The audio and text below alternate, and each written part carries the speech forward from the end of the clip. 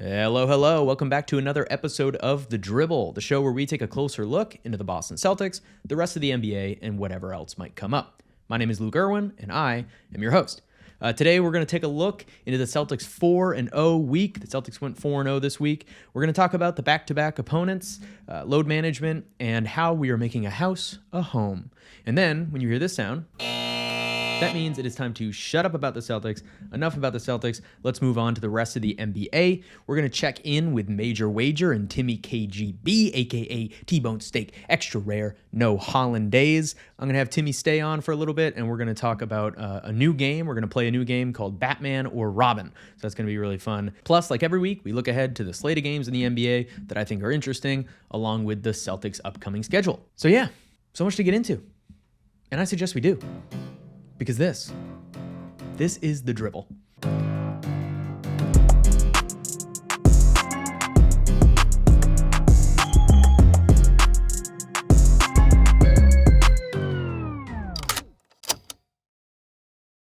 Okay, so kind of a strange week. Good week, but strange week for the Celtics. You might have noticed that the Celtics played the same team twice, so it was like a back-to-back versus the Cavs, and then a back-to-back versus the Magic. And the league has been doing this. We've talked about it before on Major Wager, where the league is kind of packing the games in, where even if it's not a back-to-back, you see us playing the Sixers. We've already played the Sixers 3 times this year, and it's middle of December, right? And later in the year, we'll play Charlotte a few times really close to each other. We'll play, you see through the schedule that they're kind of packing the games in. I don't know if that's because they want ease of travel, so it's not as much traveling. You're getting used to traveling to the same place. I don't know. But there's some pros and cons to it. It's a little weird. On the pro side, I will say, it's good that it almost feels like a playoff atmosphere. Joe Mazzulla has been asked about that, and he says it feels like the playoffs, right? You win the first game or lose the first game, whatever has to happen, and then you see what adjustments are made, and then you have to make in-game adjustments. Like, for example, we win the first game against the Cavs, and we see what comes with adjustments from the Cavaliers. And then now the Celtics have to make in-game adjustments to try to work with the adjustments that they made. So it's a nice little prep for the playoffs, almost like the in-season tournament, giving high stakes to a game. This is a nice prep as far as playing the same team back-to-back or even close to each other. So that is a big plus, that it almost feels like a playoff environment. You play them twice, maybe there's some bad blood, playing them back-to-back, especially if you don't like the team, like the Magic. And that's a big plus. But for me, one of the things that stands out as a negative, as a con to this, to packing the games in, is one of my favorite things about the long course of an 82-game regular NBA season is that you might play a team in November, right? And you're this one team and that team is that one team. But over the course of, 50 games between playing them then and playing them again, your team changes and their team changes a lot. And this kind of negates that. You're playing the same team twice, which again, playoff feel, where this is the team, this is who you are, this is your identity, this is their identity. You play a couple times.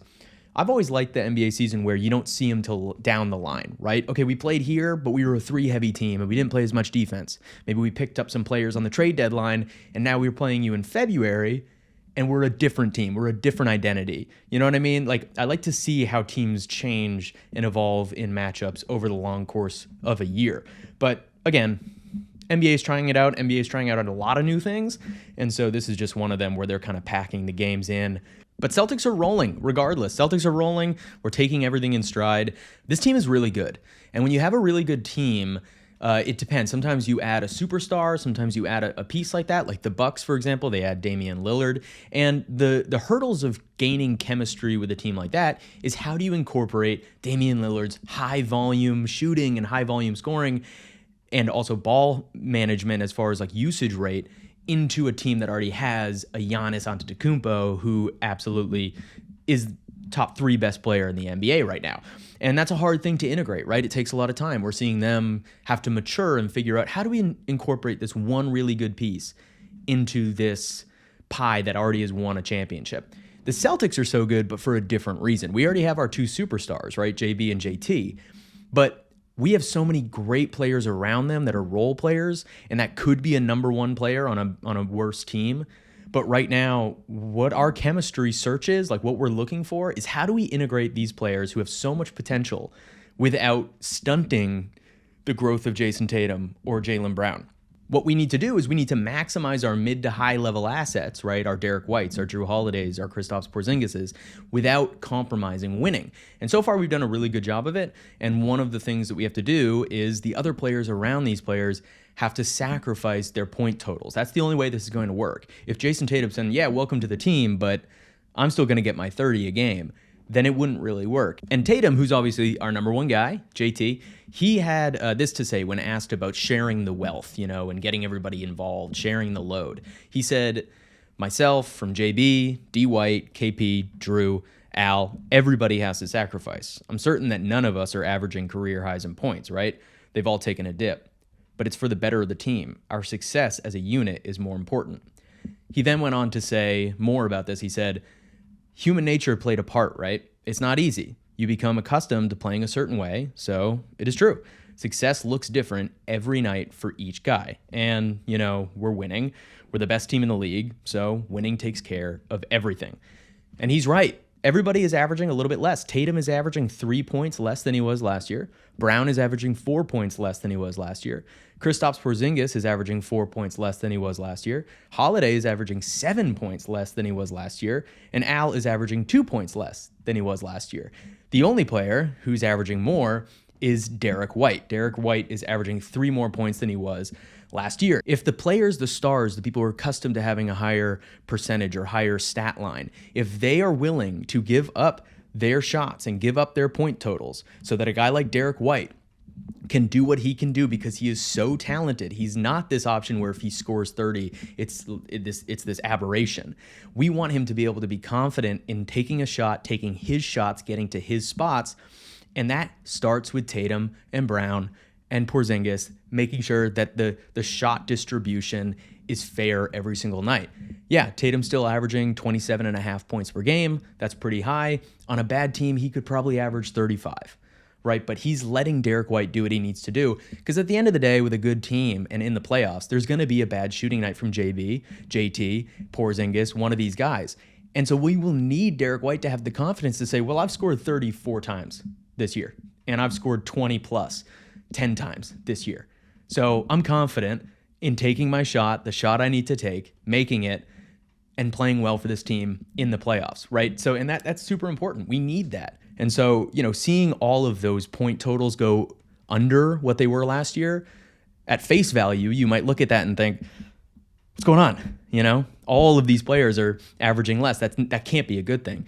But it is a good thing because it's opening up for the full 6-man rotation, that front six, to feel confident in being, any given night, the top scorer on the team. And like you said, winning takes care of everything. And right now they are winning. Let's talk about a couple of those wins that they have. The first game was against the Cavs. They played 2 games against the Cavs, like I said, to start out. They won both of them, won the little mini playoff series. The Celtics won 20, the Cavs won 13. Starters in this one were a little bit shaky. Cavs were on fire early. They came out, had a 15-point lead in the first quarter.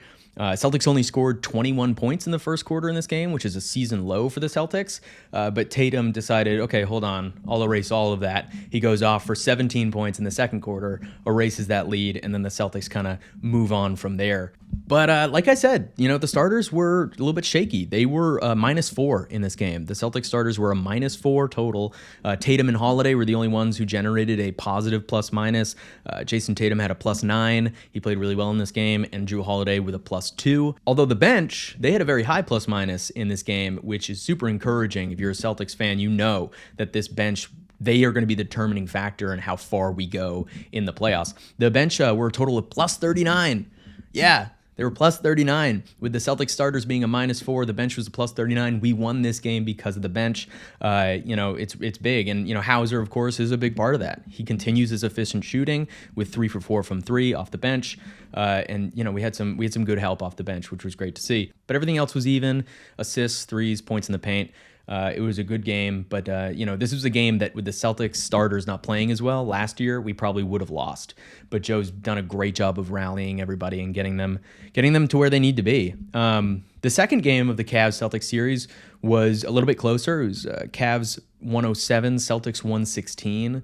My first thing in this game was that the Cavs are clearly missing Evan Mobley, right? He's their big man. He's their power forward. He's great. He can score. He's so good on the defensive end. And this game showed it. He was out for this game, and he's out for the next 6 to 8 weeks. Without Mobley in there, their best two players are Darius Garland and Donovan Mitchell.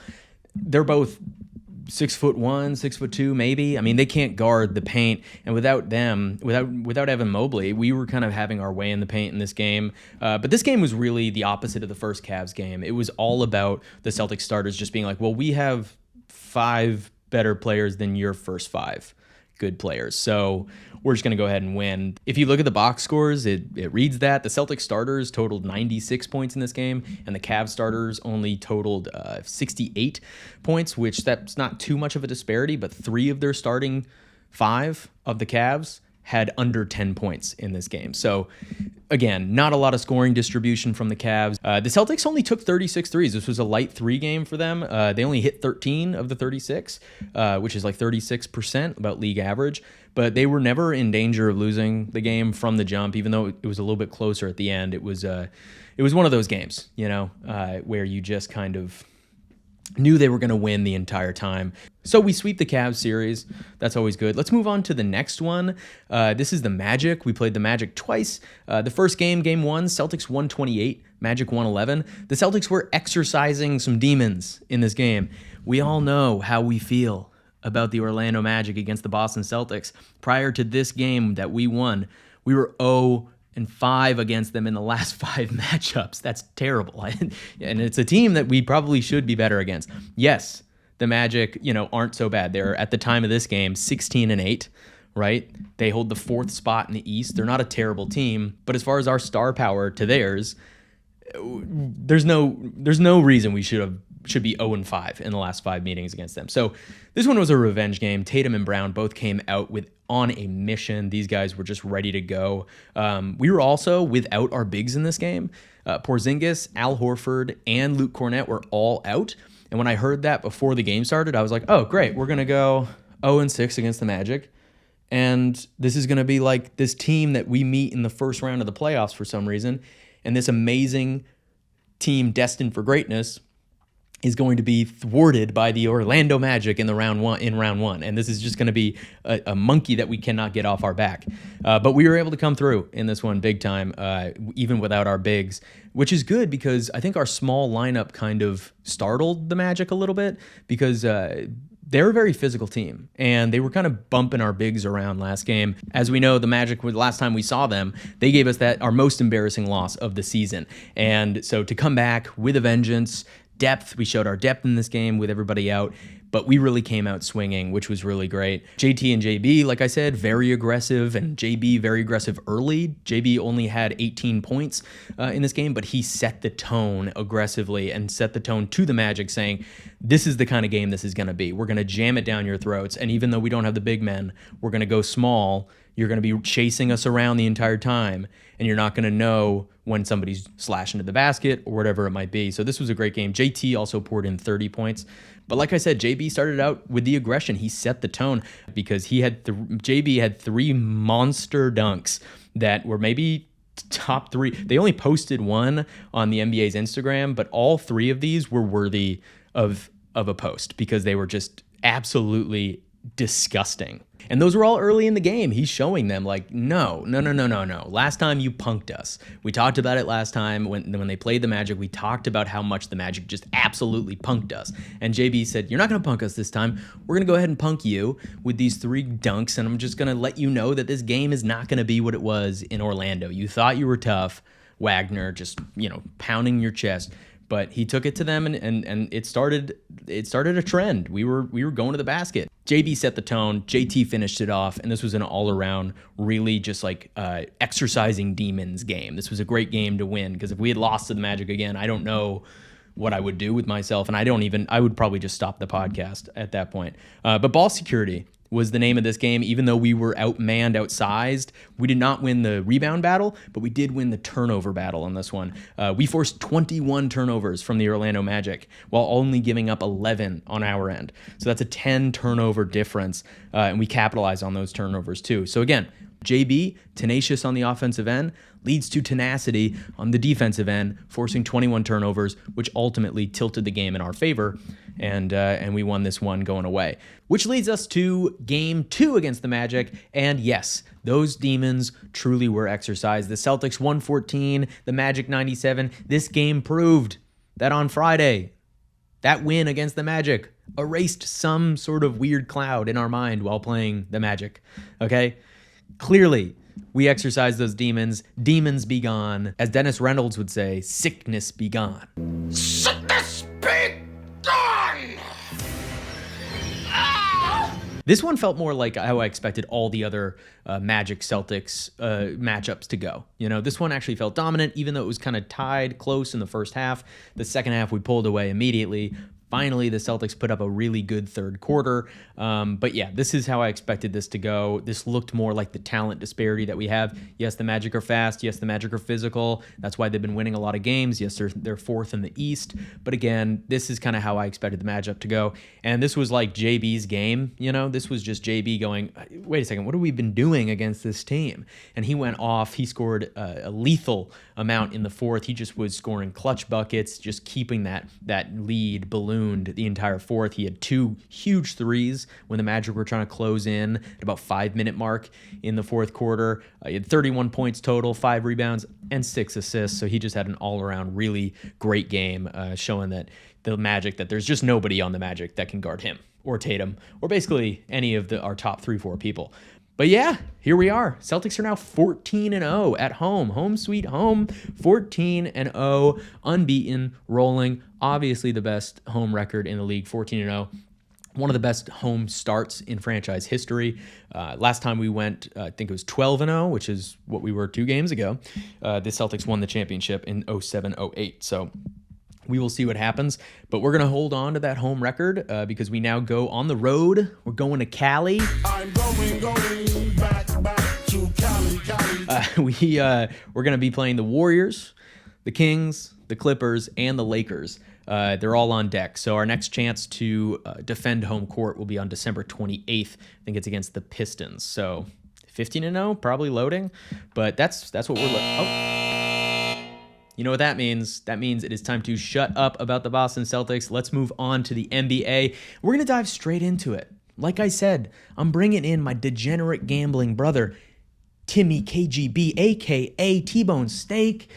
Extra rare and like a little bit of hollandaise this week. I'll be honest. He has a little bit of hollandaise this week, but usually no hollandaise because you already know what it is, what we're going to do. We're going to just go right into it, all right? This is Major Wager. Got it at the buzzer. Celtics win. Dude. Drills it right in his face. Drills it right in Harrington's face. Right in Harrington's face. I like that. I knew exactly what you were talking about. Yeah. All right, Timmy, let's get this thing started, dude. What is up? Major Wager, Timmy KGB, a.k.a. T-Bone Steak. Extra rare. What's going on, buddy? How you doing? I'm good, Lukey. How you been? I've been good, man. It's been my birthday week. I got this hat for my birthday. You haven't mentioned it yet, so I got to mention it. The hat, dude. I was going to say, Lukey became a man this week. He entered his 30s. Yeah, man. People might be thinking that this hat. I like that. You think this is just a regular Celtics hat, don't you? I bet you do. But if you really look in here, ooh, was that a Boston panda? Marksman. Oh, I like it. It's an archery hat. Are you sure I'm starting my archery podcast. Oh, wrong side.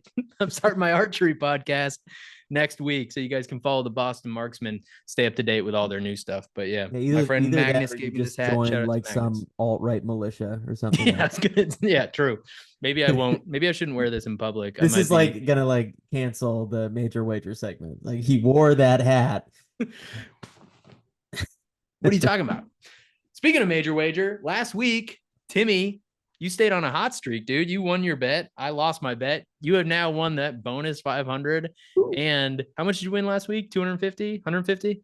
Luke, who knows? Honestly, I don't even remember what my wager was. I mean, look, we're in a weekend of holiday parties. There's been some drinks consumed. There's been some parties had. So I don't remember. I feel like it was a 3-game money line parlay. I think the Pacers were in there. Who really knows? But the point is, I won. and I added to my total. So I'm at Yeah, a I'm thousand, I really think, right? I'm even again. You're even. You're back to 1,000, which we started for 1,000 for anybody who's been following since week one. Definitely at you're back to 1,000. I'm at 800, so I only bet that 76 that was hanging from the 800. So I'm still in good position, but you got that bone. You were at 350, remember, 2 weeks Yeah. ago. Yeah, and you're Yeah. already back to 1,000. So that's how quickly things can change in Major Wager, and that bonus was huge. And then obviously winning last weekend was huge. So it is time for me though to make my money back Yeah. and to take Yeah. the lead again, honestly. So let's go ahead and make our picks for next week. What do you got, Timmy? What do you got? What do you got? What are you looking at? Well, so I wanted to do this at some point, and I felt like this is the week to do it. So I'm putting together a little teaser. Nice. Okay. A little three-team teaser. And for those of you who don't know what a teaser is, I'll just quickly explain it. It's similar to a parlay in the sense that you string together multiple games, to increase the odds, basically. But in the case of a teaser, you can add a certain amount of points. You can subtract a certain amount of points from the spread, basically. So I have put a 5 point teaser in here, and basically I'm taking down three games. So I have the Philadelphia 76ers minus 10.5. And I have the Hawks minus 10.5, and I have the Thunder minus 10. So I'm taking three, again, like last week, pretty heavy favorites. And this time I'm not doing a money line, but I am teasing all of those games down. So again, taking 5 points off Right. the spread. So I'm teasing those down to Sixers minus 5.5, Hawks minus 5.5, and Thunder minus 5. And again, those games are Sixers versus Bulls, Hawks versus Pistons, and Thunder versus Grizzlies. So again, just 5.5 points, 5 points on the Thunder game. The odds on that are plus 130, and so I'm gonna bet 100, right? Nice. So 100 for a payout of 230, basically. Nice. I like that. I like that a lot. Yeah, that's a good one. That's a simple one. That's It's staying simple. now that Yeah. you got the lead, you got to stay simple a little bit. You got to just keep the lead. That's what I do. I stay simple. I stay conservative. I try to just add to my money.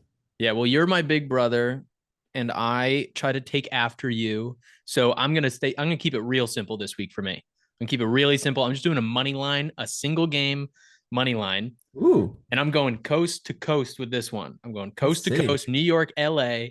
New York is in LA, meeting up with the LA Lakers, and I'm taking the Knicks money line. Okay. Taking the Knicks. Now I know Boston guy taking the Knicks, but I can't put any more eggs in the basket for LA because I'm not going to do it. I can't do it.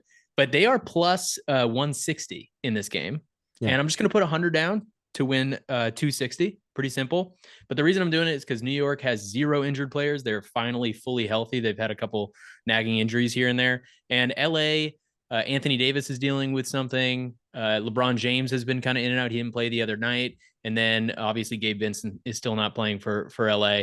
And LA, since the high of the in-season tournament championship, has kind of dipped down a little bit. I mean, clearly LeBron spent a lot of his energy, and they've kind of fallen back to earth, so to speak. Yeah. Lukey, you're out here loving these dogs week to week. I I mean, you're picking Memphis, you're picking the Blazers. Here we got the Knicks. I mean, they're not heavy dogs. I mean, what are they like? What's the four and a point spread? half. They're Four and a four half. and a Yeah, half okay. dogs. So Yeah, I like it. Sure, why not? Right? Yeah, I like it. I think that's a good pick. yeah, they're dogs. They're not as big of dogs as the Grizz. I don't know. That was just a that was me getting a little bit Yeah. I don't know. I was overstepping my boundaries on last week's pick. This is I not. They're think not you the were biggest you were dogs. feisty a little bit. You were mad at me for winning that in-season tournament. You wanted to make a splash, but Exactly. yeah. Exactly. Yeah. Well, sweet. I love those picks. I'm super excited tomorrow to see if I finally make another jump up. Because if I win my 150, I'm not going to be at 1,000, but I'm gonna be close to it. Yeah, 960 if I win sure. tomorrow. So we'll see how those go. Before I let you go, I want to play a game with you. I mentioned this last week that we Ooh. were going to play a little bit of a game. I want to Little play a Secret game with you. Santa, little holiday swap.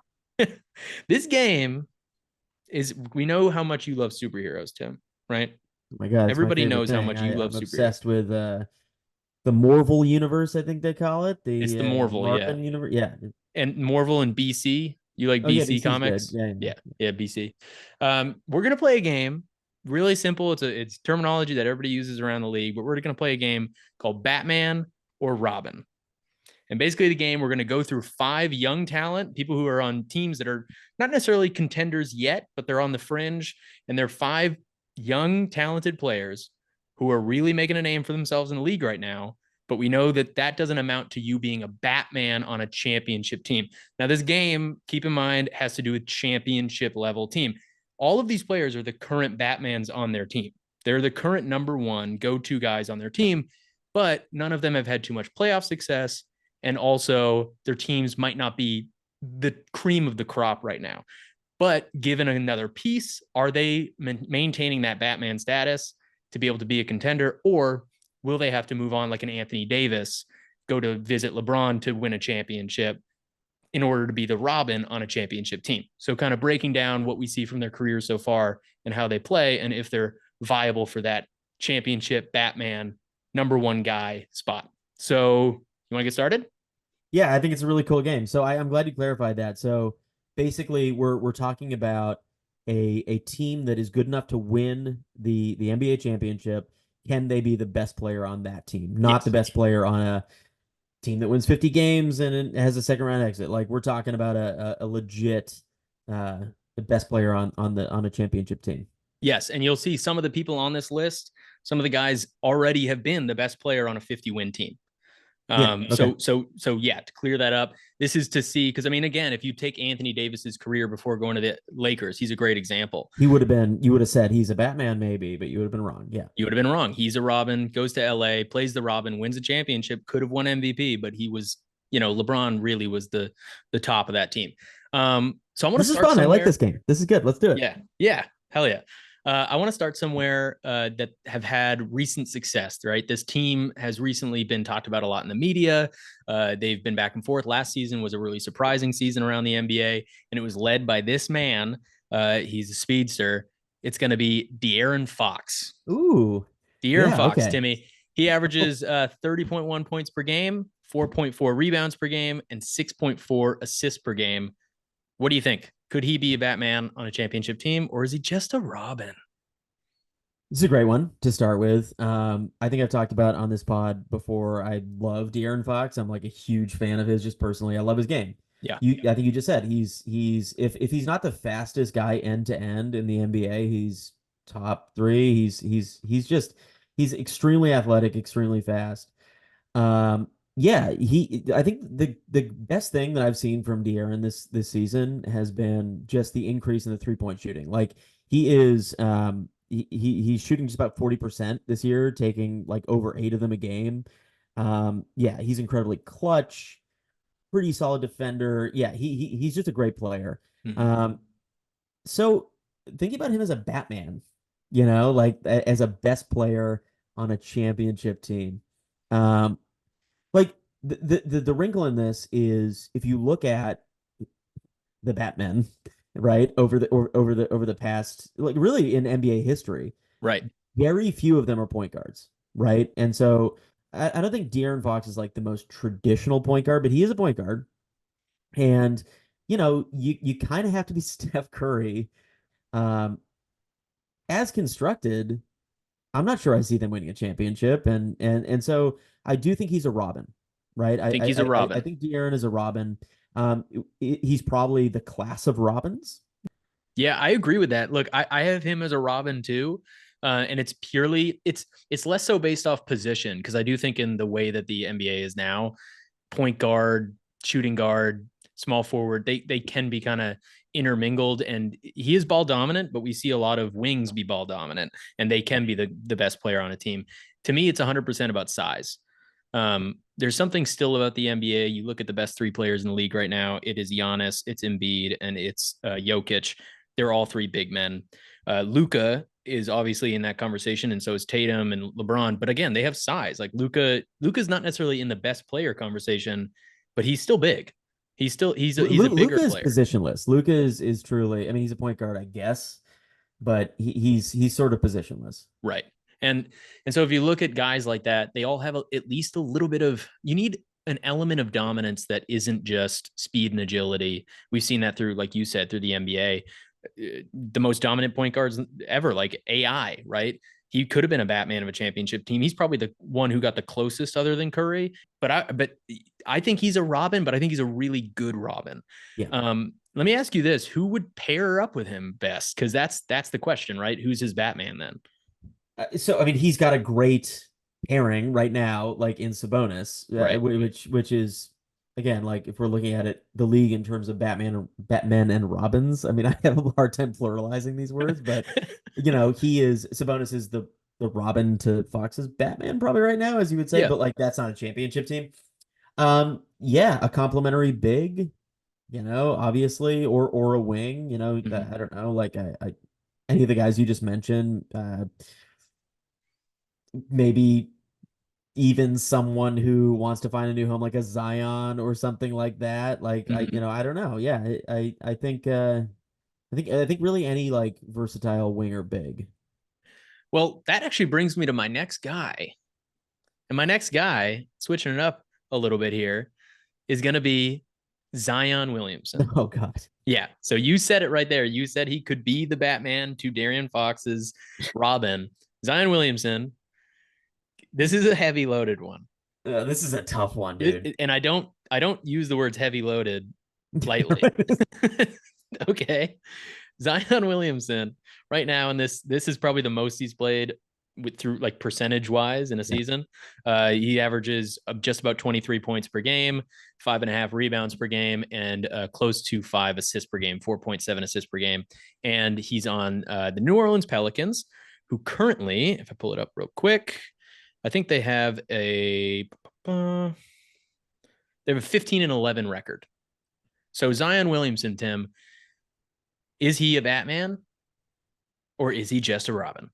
And like so you you set me up here. I just referenced him as a potential Batman. But here's the thing about Zion. I mean, like, all right. So we're in this moment with Zion where truly it's tough to predict. This is the toughest one. I mean, like I don't know. Like, so I mean, he's already this season played almost as many games as he played last season, right? So clearly with his health, he's trending in the right direction. Like I think right now, like NBA fans are willing to take whatever they can get with Zion. And it's like Yeah. he's there, he's playing basketball, that's good.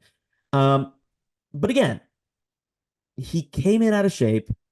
You hear a lot of griping about like his work ethic and his appetites, like Stephen A. Smith making that. I mean, you saw that, I'm sure, that Oh yeah. the tirade about all the New Orleans restaurant owners know him and he'll eat the table and like these are not great signifiers for a Batman. Yeah. Maybe he's more of a penguin. Like he's got, so Penguin. no, I mean Zion is great though. Like he is. Here's what I think though. You know, Currently, he is not even the best player on the Pelicans, Right. right? I mean, that's Ingram. Yep. And the Pelicans are not among the best teams in the league, right? So currently, Zion has a long way to go. Agreed.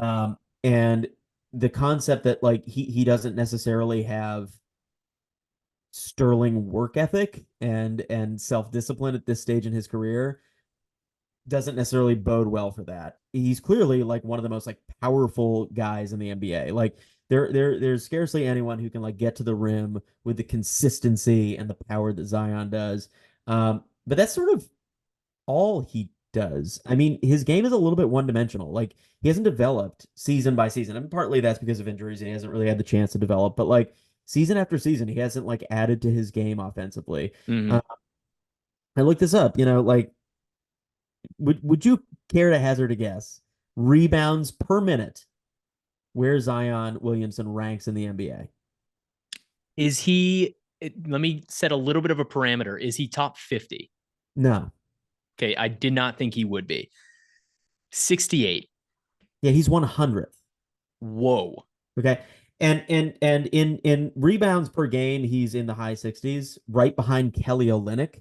But again, like rebounds per minute, he's up at number 100. And that, like to Wow. me, again, his game isn't about rebounding, but like he just doesn't do those intangible things. Like he just doesn't add to the game necessarily unless he's scoring.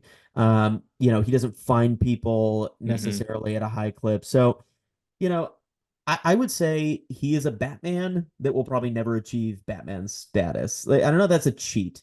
No, I that's don't not. No, like, that's totally fair. With one of the can guys we do further down the that? list, that's my take with one of the guys further down the list. That's totally fair because Yeah. he's the kind of guy who should be a Shaq, right? He should be Yeah. that kind of a guy, but the intangibles are basically what make up a Batman. And for that reason, I'm going Robin with him. Yeah. I guess I would say Robin too, Nope, no, just no, by the nope. You fact said Batman. I Nope. said, but I said Batman, but what I meant was neither. I mean, like, honestly, I honestly don't think Zion is going to have a chance to be either of those things. He maybe gives shades. The reason I pick Robin is because he does, like I said earlier, but it reminds me of AD. AD, that was the same problem. People always said that didn't have good offseason work ethic. It's not like he was eating a Yeah. lot, injury prone, which Zion is, and just not mature. A lot of people, he doesn't seem like a mature player, and you do need to be mature. That's why I didn't put people like Anthony Davis on this list. Spoiler alert, he's not on this list. I didn't put Jason Tatum on this list, Luka, because they all seem mature enough to lead a team, and they treat their job like a job. They really put as much effort into it as needs to be put in, and Zion just doesn't seem to have that. And he could be a Robin. He could still win a championship, but I agree with what you're saying. Like he's the prototype of a Batman, but Right. I have no faith in him saving Gotham City. Like he's just Sure. not going to do it. He's going to eat his way through Gotham City, and that's it. He's one of these guys who truly I mean I root for him too. I think the NBA with Zion Williamson as a dominant player is a better league. But like Yes.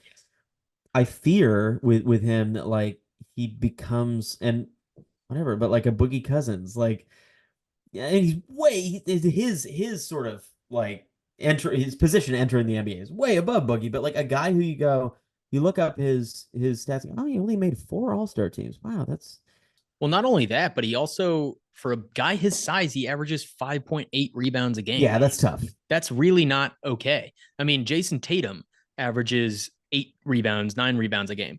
Yeah, And you have this guy with so much size, unable to create space to get rebounds. And that's an effort thing, I think. I think I effort think so. goes a long way in grabbing rebounds. And again, effort goes a long way in being the best player on the best team.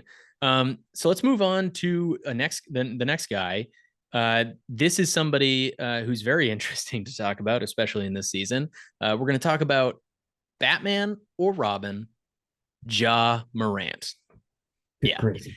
So Ja Morant, we're going to go by his stats from last season, obviously, because he has not played a minute in this season. Ja Morant is current or last season was 26.2 points per game, 5.9 rebounds, and 8.1 assists per game. This is tough. Yeah.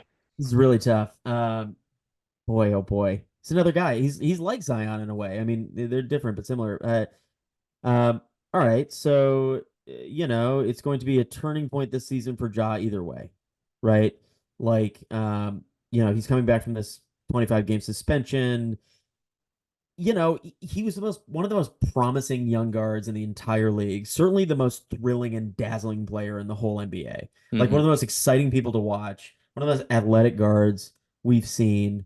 And he's become sort of the butt of a joke. Like he's in this realm of I don't want to, I mean, a Ben Simmons or a Kyrie. Like he's sort of he's been memeified by his transgressions in some way. Yep. And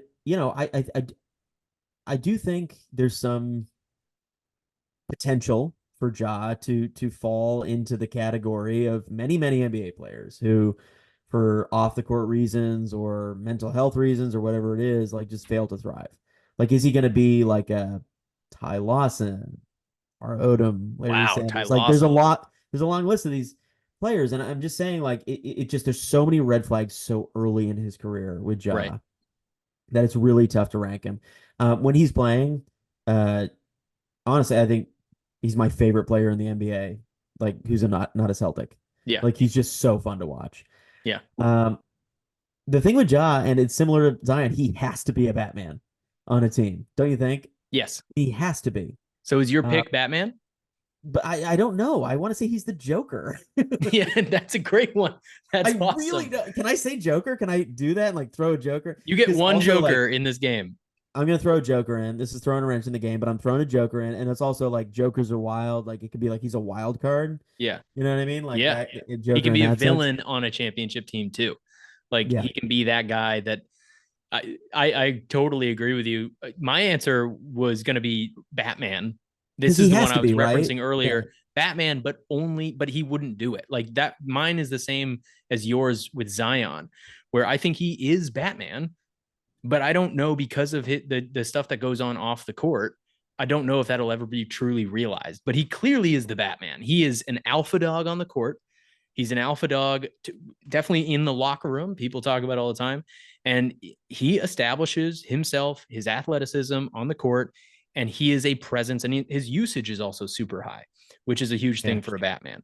So he is Batman. I'm locking right. my answer in as Batman, but I just don't think it'll materialize into anything. I do want to use a Joker if I Use your can. Like Joker. I like it. I don't know. Like I look, I'm rooting for Ja. Like I want him to come back into the league and be dominant, and I want him to like be the guy he was when he left. But I just don't think I have enough to go off of to call him a Batman. But as you said, he has to either be one or or sort of I don't see him functioning as like an auxiliary part of a team. Okay, so now let's move on to the next two. The last two that we have here in the list, these guys are, to me, the best players on the entire list.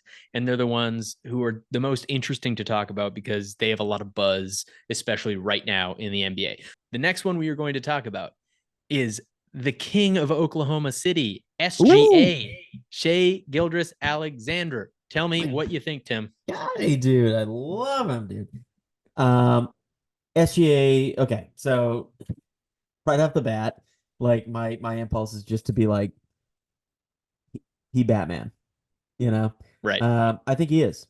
So for me, SGA is that guy, right? He's Batman. Um, so look, like it's funny with him because I feel like there's been not a reluctance, but like a more gradual acceptance of SGA as a absolute top tier player in this NBA than with your normal players. And my theory on this is that he has that hyphenated name. I feel like we have a bias. Like I want to call this bias out. Yes. Like he's got the Gilgis Alexander. It's like, oh, he's Michael Carter Williams, he's Willie Cauley Stein, he's Rondé Hollis Jefferson, Taylor Horton Tucker. There's a lot of like hyphenated dudes who aren't that good, right? And with one obvious exception, like Kareem Abdul-Jabbar, but like Right. he that's different. But I feel like with SGA, for whatever reason, we have been as NBA fans, not like true NBA fans, but like some peripheral NBA fans have been slower to accept him as not just a promising young guy, not just like, wow, I wonder what this guy can be, but like one of the absolute best players in the league, and he Right. is that. Uh, there are 6 or 7 guys you would take above him, right? I mean, I don't Yeah. know. We could have that conversation at a later date, but like, I don't want to introduce this, but like, yeah, he and Tatum are similar to me in terms of like who you would rather have. Like you might put Tatum a little bit above him, whatever. You might be you might do the opposite, but he plays in this like weird herky jerky, like unique way, coming at the hoop at odd angles. He's like an insane pull up threat. He's obviously one of the best finishers around the rim. Yeah, I do think, and honestly, this OKC team just in general, like, I'm not saying they're going to win the title this year. I don't think they are, but like, this team, once you develop guys like Holmgren, they've got great supporting casts. Maybe you make a smaller trade or two. It feels like the type of team that could win it with small tweaks with SGA as the Batman of the Right. team. Like, could Chet Holmgren be the Robin? Right. Sure. Yeah, That's exactly. that could definitely happen. I completely agree with you. To me, SGA is a Batman, and it's for one simple fact, or kind of two. So the first thing I would say about it is that SGA is leading this OKC team with Chet Holmgren maybe being the second best player on the team, and he's a rookie. And they are 16-8 in a tough West, in the wild, wild West. So he's leading them to wins. And there's no other significant all-star on his team. But then also 2 nights ago, this is kind of something that made me change it. I originally had him as a Robin because of the size, again, like De'Aaron Fox. But what made me change him to a Batman is the fact that he, against the Nuggets, hit that game-winning shot, right? And do you remember that a couple nights ago? Yeah, I It's do. this Yeah. game-winning shot. And when I saw it, me as a basketball fan who watches most games, no part of me was surprised. No part of Yeah, me went, exactly. no part of me went, oh, whoa, what a crazy play. If De'Aaron Fox or one of these other guys did that, I'd be like, wow, that's like a one of a kind play. So cool. Good for him. But when SGA hit it, I went, yep, figures. And that's against the top team in the West. Right. Yeah, I think there's I've always, like, you and I talking about the NBA, I've always said, like, it's not a very sophisticated metric, but like there are, if you're a homer, like, if we're being honest, we both are. There are Yes. guys who when they come to Boston, you just go, "Oh my God, this is gonna suck." And like going back to an earlier pick, Zion is not one of those guys. But like SGA is absolutely a guy like that. You go, oh, man, like, he gets what he wants to get. Yep. He's unbelievable. He's almost unguardable. Like the guy is just yeah, he has an extremely versatile offensive game. Yeah, and it's one thing to average 36 and 6 on a bad team that isn't winning a lot because you're getting a lot of garbage minutes, a lot of garbage time. This team is good. This team is really good, but like you said, they're not going to win a championship this year. But it's also, you watch the way SGA plays, right? Almost 7 assists per game. Other players will want to play with him, and that's a huge part about being a Batman. That's the Yeah, LeBron James effect. That's what LeBron James, what that's Steph Curry effect. That's KD coming to play with Steph Curry, right? 100%. That is the, not only am I good at basketball, but I've also created this culture of winning with young talent, and I've also created a culture of selflessness, and that's certainly what he's done. Yeah, I agree. I agree. Yeah, He is the kind of guy that people would be like, you know, really wanting to play with. Yeah. yeah, for sure. All right, so let's move on to the last guy, the guy whose name ever since the in-season tournament has been in the media everywhere, and maybe an unexpected thing for a lot of people. But we're gonna determine if this person is a Batman on a championship team or a Robin on a championship team. And this is Tyrese Halliburton. Ooh, that's a good one. Yeah, right. So Tyrese this season, obviously, best player on the Pacers. The Pacers, who are playing pretty well right now, they have a record of 13-11, so not the best record. They've lost their couple games since the in-season tournament, but for the Pacers, this team that really has no second player, they're 13-11. What do you think, Timmy? Batman or Robin? This is a great one. Again, the point guard conversation. Can a point guard be a Batman in the truest sense? I mean, like, in a sense, like, because Halliburton more so than certainly SGA and Fox too, is a traditional point guard. He's, Steve Nash. He's, one of those guys, Chris Paul a little bit. However, he's transcended the sort of like distributor role this season. I mean, like he like you pointed out some of his stats. Like, first of all, he's the guy behind, statistically the most efficient offense in league history. So, Yep. at least for now, Through which I'm 30 sure games, yes. it won't hold. But yeah, through 30 games, like this offense is undeniable because of Tyrese. That's the not the only reason. They're all playing on the team. That is the majority of the reason. Um, he's leading the league in assists. You said, like, over 12. He's scoring, like, he's shooting 50, 40, 90 splits right now. Like he really is. I mean, those numbers, 44% behind the 44. arc. Did you say that 44. already? Uh, And he has so a yeah, weird shot. I just want to say, like, I love a guy with like an ugly shot that goes in. Yeah, it's definitely like one of my kinks. I think it's great. Like, Oh, you like know, this man right here? oh yeah. Well, no, no. Well, Larry had a good shot. Larry, Like I Larry would say Bird? more like a Sean Marion or someone. Like there's guys out there with like in the league history with crazy shots that win. Well, But Sean you know, Marion had that flip shot. he That is has similar to Tyrese, yeah. yeah. I just anyway, yeah. So he's a Batman. Yeah, I think that's a really good one. So if we look at Halliburton's season so far, right? Like you said, he's the leader of probably the at least the fastest paced, most efficient offense right now in the league and maybe in league history. But again, there's so many games to go. Last season, the Boston Celtics were on that same trend to be the best offense, and then they petered out a little bit in the new year. So he right now, he doesn't have a single number two option or even a number three option. Like who, like on a championship team, Miles Turner, Yeah. uh, who on that team are you really going to put on a championship team to even be a number three? There's a lot of like good potential guy like Matherin and even Neesmith, who Right, we but I mean, love, we're and talking championship. Are any of those players a number three on a championship? the second best player on that team is either Buddy Hield or Miles Turner or something like So no, yeah. the answer is no. None of those Right. guys on a championship team are number one through three at all.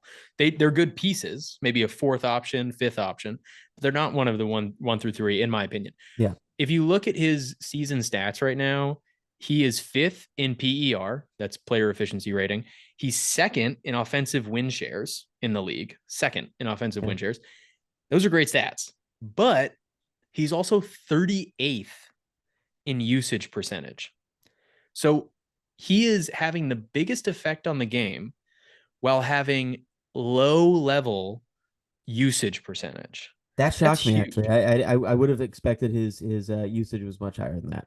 I would have expected it to be like the others, top 10, top five in the league. Because again, not a good team, winning some games. And he is, like I said, he's out there. He had really high PER, second in offensive win shares. So, what does this tell me if I'm looking at Batman or Robin? This tells me he has the potential to be the greatest Robin Oh, in league history. So I'm I calling like him a it. Robin. This is because of the usage percentage. If he doesn't need the ball to shoot that efficiently, be that efficient on the floor, his assist percentage too is insane. I think he's top five in assist percentage too. That means he's not a ball heavy, ball dominant player.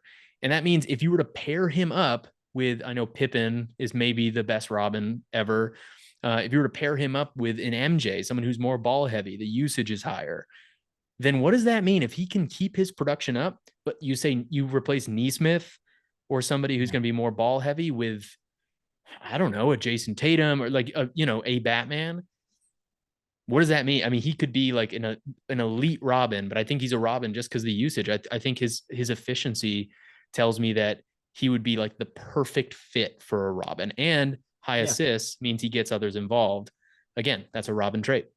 Yeah, I get that. I like that. I mean, certainly you look around the league, like he's sort of the kind of guy, like you just referenced his usage rate. Like you could pair him with almost anyone. I mean, a ball dominant wing, a big, like really anyone. I always think of like the prototypical Robin as like a Jaylen Brown, like Yeah, because we obviously root for the Celtics, but it has nothing to do with that. He's just Jaylen Brown is like the kind of guy who's like, what if you plug Jaylen Brown into the Mavs? What if you plug Jaylen Brown into the Pacers? What would happen, right? Um, that's why I said Batman, because I feel like a lot of players like that, like Jaylen Brown or whoever, like there's so many players in the league like that. You could plug that guy into the Pacers and you could envision what it would look like as with right. Tyrese as the Batman there. There's a lot of real. The NBA is in good hands with these guys. Surely it is, man. You picked five good ones. I mean, like, yeah, I said earlier, like, just look at just the guards. Like, it's just crazy, like how much talent there is. So yeah, Yeah, give me your list real quick. Run down the five and give me what you have for their designations. I had Fox as a Robin. I had Zion as a reluctant Batman, but though I feel like I got trapped into that. You're Batman.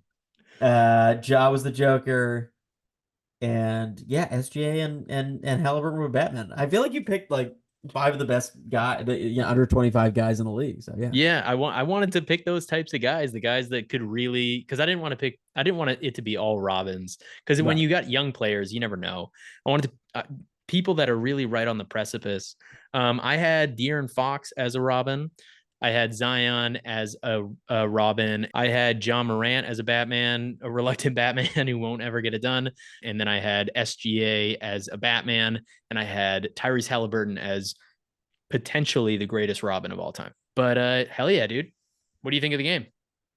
I love it, dude. It was so fun. We should do more of these. Let's do more of these games. Yeah, I We think should so. find a way to monetize them or make them competitive in some way. Like you can win. I don't know. You can't win. It's all subjective, but like we should. I'm always looking to gamify everything we Gonna do. say you're just greedy. You just want to take my money. I just want to turn it all into gambling. That is called an addiction, my friend. Sure. Well, Yeah. they say gambling's an addiction, but it's the only addiction where you can win a bunch of money. So Was that you or was that Norm Macdonald who that said was that? Norm Macdonald. I'm just saying it Yeah. again. I feel like I've Okay. said it on this pod, but I'm going to say it frequently, a lot. So now you're stealing people's jokes, No, and so no, you I'll really never are do just that. greedy. Yeah, you know, they say gambling's an addiction. You know? Is that good? That's pretty good, actually. Leave it in. That was pretty good. That was a good impression. Man, all right. Well, that was an awesome game. I love it. It's really exciting. Like I said, a lot of young talent in the league. See what they can do with it. But it's all about if they can actually make it to the mountaintop and be the best guy on that team. That's right, baby.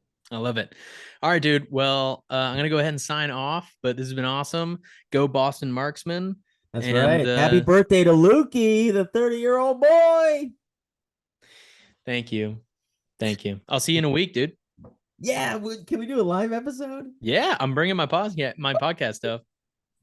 Guys, the energy is going to be way drunker live. Way drunker. We're gonna do it on Christmas morning while everybody's opening presents. Oh my God, the Major Wager live streams, the Irwin family Christmas would be really good. The Goblin will make an appearance. Okay. All Bye, right, buddy. dude. I'll talk to you soon. Bye. Peace. Okay, that was another great segment of Major Wager. Tim and I going through Batman and Robin. I think it's really interesting to see. You know, a lot of these young talent, they're great, but can they be the Batman on a championship team? Anthony Davis was amazing, but he had to become a Robin to win a championship. So it's interesting to see and speculate where these young players are going to land. But before I sign off, I'm going to do what I do every week, just kind of go through the week and list some of the games that I think look really interesting around the NBA, along with all of the Celtics games. So for the NBA, on Monday, we got Dallas at Denver. That's going to be a good one. Luka Doncic versus Nikola Jokic. It's going to be a high-scoring game, I think, a lot of high-level offense. And then we have one of my favorite games of the week coming up. That's on Wednesday. That's going to be the Minnesota Timberwolves at the Philadelphia 76ers. The 76ers have faced no one. They've had probably the easiest strength of schedule this entire year. So it'll be really interesting to see Minnesota go up against them and see how that matchup works out. Is Philly the real deal? And Minnesota is still proving themselves every single night. And then also we have Los Angeles at Minnesota on Thursday. So the very next day, second night of a back-to-back for Minnesota, but we see LeBron James versus Ant-Man. That'll be a fun matchup to watch. And then finally, next Saturday, we have Los Angeles traveling to Oklahoma City Thunder. Again, love the Thunder. We just talked about Shea and Major Wager, but LeBron James versus Shea. Anytime LeBron goes up against another high-level talent, it's must-watch TV. Then let's go ahead and recap the Celtics games. So on Tuesday, the Celtics go to Golden State, a rematch of 2 years ago in the finals. Golden State obviously not as good as they were, but let's see if Boston can go in there and get a win. That's at Golden State on Tuesday at 10 o'clock at night. And then we do another one Wednesday in California. Celtics go to Sacramento to play. That's another 10 o'clock game. And then on Saturday, get 2 days off. On Saturday, the Celtics play the Clippers at 3:30 moving forward. And then, of course, Christmas Day, Celtics-Lakers, 5 p.m. It's going to be a good one. But yeah, those are the games to look forward to. And thank you so much for listening. I hope you liked it. Hope you enjoyed. Because this has been, well, it's been The Dribble.